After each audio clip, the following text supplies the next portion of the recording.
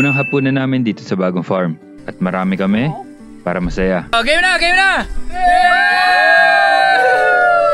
Kaunti ang kainan lang. Liempo, kanin, lettuce at masarap na sausawan. Katalo na.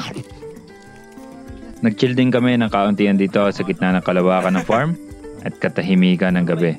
Grabe, ang sarap dito sa lugar na ito. Napakatahimik. Naalala nyo yung gumawa kami ng upuan at ilaw dito sa kubo? Ito na yung pinakain ko sa mga pamangkin ko na talaga namang napakasipag. Si Paulo ang madalas na chef dito sa samahan na ito. Kaya yun muna ang inuna namin, ang mag-prepare ng liempo na iihawin natin. 2 kilong liempo.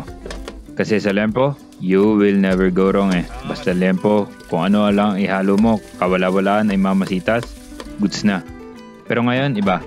Nauna na ang bawang at sibuyas, oyster sauce, nor liquid seasoning, kalamansi, maraming kalamansi, paminta at betchin. Hindi lang yan. Meron tayong mga dala na lettuce, pipino at mga prutas. Kakayahan naman sa mga mamamayan eh. Si Jay ang nagsaing ay kailangan puno ang kaldero at maraming kakain. Baka mabitin.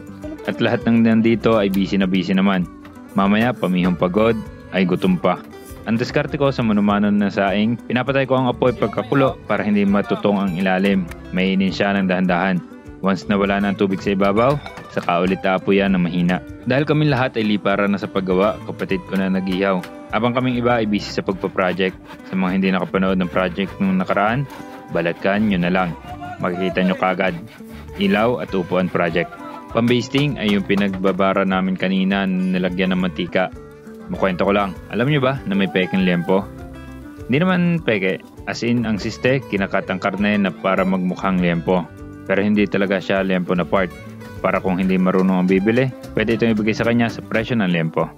Aray ko, dami talagang style eh no? Kanya-kanya naman eh. Kabilis lang naluto na rin liempo, saglit na saglit eh. Hindi ko napansin na tapos na dahil nga kami ay busy. First time din namin mag-apunan dito sa farm. Nakaka-excite, lalo pa at marami kami. Hiniwa-hiwa na ang liempo. Siyempre ang unang titikim, yung nagluto.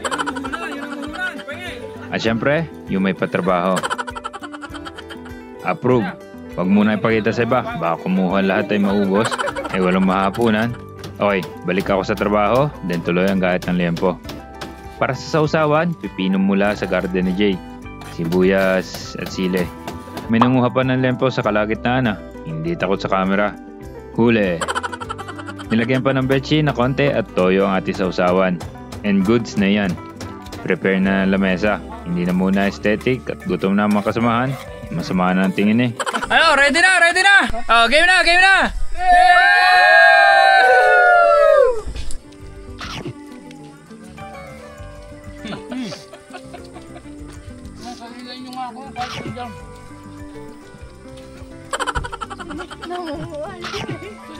Pagkatapos ay nag-chill lang kami ng kaunting oras dito habang tumatagay. At alam kong naging mahaba ang araw na ito para sa aking mga mamamayan eh.